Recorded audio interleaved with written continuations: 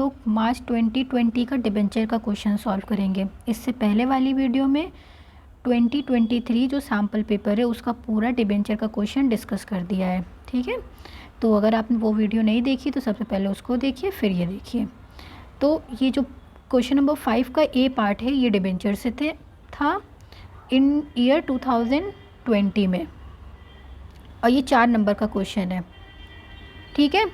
वैसे तो आप लोग को आता है तो क्वेश्चन को पढ़िए और सॉल्व करिए अपने आप से, और अगर नहीं आता है तो फिर यहाँ से वीडियो देखिए, हाँ, और सॉल्व करके अपने आप से जो है यहाँ से सॉल्यूशन से मैच करा के चेक कर लीजिए, ठीक है, अगर आता है तो। और अगर कोई भी कन्फ्यूजन या कोई भी डाउट है तो हम समझा रहे हैं, आप लोग जो है समझ लीजिए क्वेश्चन। तो क्वेश्चन नंबर 5 कहता है क्या है कि G limited purchased a running business from rainbow limited for a sum of ₹6,60,000। ये जो जी लिमिटेड कंपनी है ये परचेज कर रही है रनिंग बिजनेस, किससे? रेनबो लिमिटेड से। For a sum of rupees, कितने रुपए का खरीद रही है बिज़नेस को? 6,60,000 से, ठीक है। तो ये कंसिड्रेशन है जो कि 6,60,000 का किया है। किसने किया है? रेनबो लिमिटेड ने, नहीं, जी लिमिटेड ने ख़रीदा है, तो जी लिमिटेड परचेज़ कर रही है, तो जी लिमिटेड को 6,60,000 रुपीज़ देना पड़ेगा। और किसको देना पड़ेगा? रेनबो लिमिटेड को, हाँ। तो अब आप ये बताइए ये कौन से टॉपिक से क्वेश्चन पूछा है? कुछ याद आया? इशू ऑफ डिबेंचर, एक कंसिडरेशन अदर देन कैश था ना, इशू ऑफ डिबेंचर, जिसमें आप सामान लेते हो, सामान के बदले पैसा नहीं दे के डिबेंचर देते हो, या सामान के बदले शेयर्स देते हो, तो वही वाले टॉपिक का ये क्वेश्चन है। इशू ऑफ डिबेंचर चैप्टर से कंसिडरेशन अदर देन कैश, ठीक है। तो अगर ये टॉपिक नहीं रिवाइज़ किया है तो आप लोग अभी रिवाइज़ भी कर लीजिए। तो ये पहला फर्स्ट लाइन में इन्होंने ये बात कही कि जी लिमिटेड ने परचेज़ किया है बिज़नेस रेनबो लिमिटेड से, और जी लिमिटेड कितना दे रहा है? 6,60,000 दे रहा है रेनबो को। फिर G limited paid 5% of the purchase consideration by drawing a promissory note in favour of rainbow limited. मतलब प्रॉमिसरी नोट साइन करने का मतलब होता है कि बिल्स के थ्रू पैसा दिया जा रहा है। तो 5% जो अमाउंट है, 6,60,000 का जो 5% अमाउंट है वो बिल के थ्रू पेमेंट हुई है रेनबो लिमिटेड को। और जो बैलेंस है ना, balance by the issue of fully paid 7% debenture of ₹100 each. और ये जो बैलेंस की पेमेंट हो रही है वो 7% डिबेंचर 100 ईच के इशू हुए हैं। तो जो भी बैलेंस अमाउंट निकल के आएगा, 6,60,000 की तो पेमेंट करनी है, ये तो पक्का पता हो गया कि कंसिडरेशन इतने की है। अब इसमें से 5% की पेमेंट तो बिल से हो गई, तो इसका 5% निकाल लिया तो जो बिल्स के पेबल्स से हो गई। 5% जो भी होगा उसको हम माइनस करेंगे, हाँ। वैसे तो 5% इसका होगा 33,000, तो ये 33,000 को हम माइनस करेंगे तो एक अमाउंट मिलेगा। वो अमाउंट जो है वो डिबेंचर से पेमेंट हो रही है। उसकी पेमेंट कैसे हो रही है? डिबेंचर से पेमेंट हो रही है, हाँ। तो डिबेंचर से पेमेंट हो रही है तो जो भी अमाउंट निकलेगा उसको हम डिवाइड करेंगे वैल्यू ऑफ डिबेंचर से। कितने के डिबेंचर हैं? तो 7% डिबेंचर है, डिबेंचर का नाम 7% है, और 100 ईच के है ना, तो 100 each at a premium of 10%। तो 100 पे प्रीमियम निकालेंगे 10%, तो 10 रुपये का प्रीमियम हो गया। तो जो भी वैल्यू आएगी उसको हमें 110 से डिवाइड करना है, हाँ। कौन सी वैल्यू? 6,60,000 में 33,000 माइनस करेंगे, ये जो बिल पेबल है, जो प्रॉमिसरी नोट के थ्रू पेमेंट हुई है, उसको हटा देंगे तो एक वैल्यू निकल के आएगी कि इतना वैल्यू अब पे करनी है डिबेंचर से। तो वो वैल्यू को यहाँ रखेंगे और उसको हम डिवाइड करेंगे 110 से। तो जो भी अमाउंट निकल के आएगा वो डिबेंचर्स निकल के आएंगे कि इतने डिबेंचर जो है कंपनी पे कर रही है, हाँ। तो अभी आगे बता भी देते हैं डिटेल में। तो पहले ये बात समझ लीजिए कि जो भी निकल के आएगा वो डिबेंचर निकल के आएगा, कंपनी इतने डिबेंचर दे रही है रेनबो लिमिटेड को। फिर उसके बाद क्या बोला क्वेश्चन में कि असेट्स एंड लायबिलिटी जो है रेनबो लिमिटेड के ऐसे दिए हुए हैं कि रेनबो लिमिटेड के पास फिक्स्ड असेट था जो कि था 6,50,000 रुपये का, और सन्ड्री क्रेडिटर्स थे, लायबिलिटी भी थी रेनबो लिमिटेड की जो कि थी 80,000 की, हाँ। You are required to pass the necessary journal entry in the book of G limited. आपको जो है जर्नल एंट्री पास करना है जी लिमिटेड की बुक में। तो जर्नल एंट्री पास करना है, कोई टफ तो है नहीं, सिंपल सा क्वेश्चन है, 2 एंट्री बनाना है, काम ख़त्म हो जाएगा।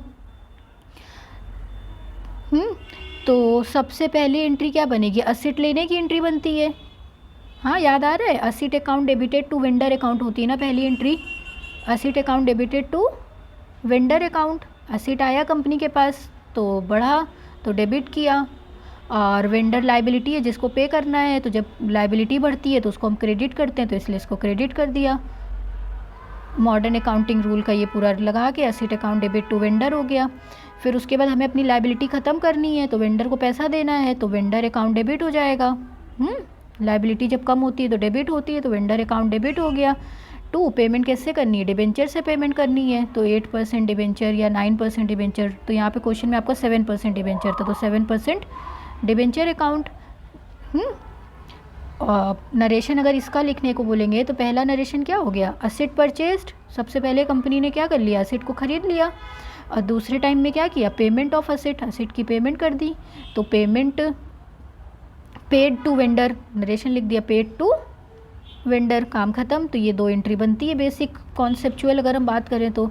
अब इस क्वेश्चन में आपको ध्यान से देखना है कि इन्होंने जो है इस क्वेश्चन में फिक्स्ड असेट्स जो है कंपनी ने लिए हैं, फिक्स्ड असेट्स कितने के लिए हैं, 6,50,000 के, और कौन सी कंपनी ने लिए हैं, जी लिमिटेड ने लिए हैं। और किससे लिए हैं, रेनबो लिमिटेड से लिए हैं।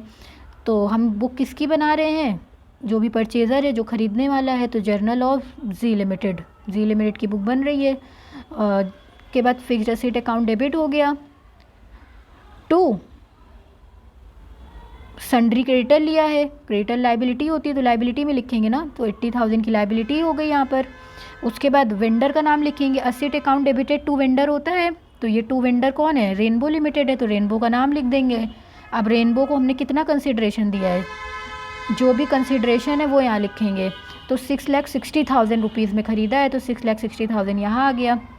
अब इन दोनों को प्लस करेंगे और 6,50,000 से माइनस करेंगे, तो जो भी बैलेंसिंग फ़िगर मिलेगा, जो भी क्या मिलेगा, बैलेंसिंग फ़िगर होगा, अगर डेबिट में आएगा तो उसको गुडविल के नाम से बताएंगे, और वही अगर बैलेंसिंग फ़िगर क्रेडिट में मिलता, कहाँ मिलता, क्रेडिट में मिलता बैलेंसिंग फ़िगर, तो उसको हम कैपिटल रिज़र्व के नाम से बताते।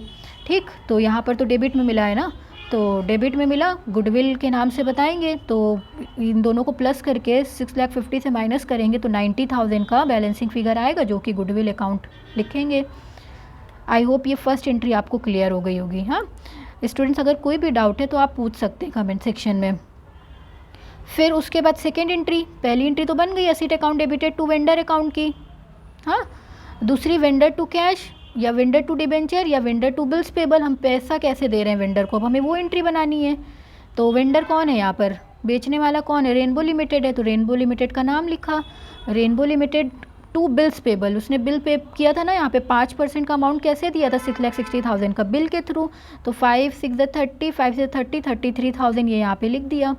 उसके बाद जो रिमेनिंग बच रहा है उसको कैसे दे रहा है, वो डिबेंचर के थ्रू दे रहा है, तो 6,60,000 में अगर हम 33,000 माइनस करेंगे तो 6,27,000 आएगा, कितना आएगा, 6,27,000। अब इसको डिवाइड किससे करेंगे, डिबेंचर की फेस वैल्यू से। एक डिबेंचर की फेस वैल्यू कितनी थी, 100 के डिबेंचर थे, 10 रुपये प्रीमियम का था, 100 के डिबेंचर था, 10 रुपये प्रीमियम का था, तो टोटल कितना हो गया, 110 हो गया। तो 110 से डिवाइड करेंगे, तो ये जो 5,700 आया ना डिवाइड करने के बाद, ये डिबेंचर्स आए हैं, 5,700 डिबेंचर कंपनी इशू कर रही है पेमेंट करने के लिए रेनबो लिमिटेड को, कंपनी पे कर रही है 5,700 डिबेंचर जो है जी लिमिटेड देने को तैयार है, किसको देगी, रेनबो लिमिटेड को, क्यों, क्योंकि उसने एसेट खरीदा है। तो अब यहाँ पर जो है ना हमेशा नॉमिनल आती है वैल्यू, तो 5,700 डिबेंचर दे रही है 100 रुपये के, तो कितने हो गए, 5,70,000 हो गया। और सिक्योरिटी प्रीमियम रिज़र्व 10 रुपये, 10% था ना प्रीमियम का, तो 10 रुपये प्रीमियम का हुआ, तो 5,700 को मल्टीप्लाई करेंगे 10 से, तो 57,000 हो गया SPR अकाउंट में, तो 2 SPR अकाउंट लिख दिया। तो एंट्री क्या बनी, रेनबो लिमिटेड अकाउंट डेबिटेड हो गया 6,60,000 से, 2 बिल्स पेबल, बिल के थ्रू पेमेंट हुई 33,000 से, और 2 7% डिबेंचर जो है वो 5,70,000 से हो गई पेमेंट। फिर 2 सिक्योरिटी प्रीमियम रिजर्व अकाउंट में 57,000 चला गया, कैसे गया, ये डिबेंचर पहले फाइंड आउट करेंगे और फिर जो है नॉमिनल वैल्यू से मल्टीप्लाई कर देंगे। सबसे इम्पॉर्टेंट इस टॉपिक में आपको डिबेंचर फाइंड आउट करना आना चाहिए, कितना वैल्यू टोटल पे करना है और फेस एक डिबेंचर की क्या वैल्यू है। जब उसको डिवाइड करेंगे आप ना, तब आपके नंबर ऑफ़ डिबेंचर्स आ जाएंगे, और ये डिबेंचर्स आपको निकालना आना चाहिए इस टॉपिक में, ठीक है। फिर नरेशन लिख देंगे कि payment made by accepting a bills payable and bye issuing 5700 debenture of ₹100 each eight 10% premium. I hope ये क्वेश्चन आपको क्लियर हो गया। अगर कोई भी डाउट है तो आप कमेंट सेक्शन में पूछ सकते हैं। Thank you so much.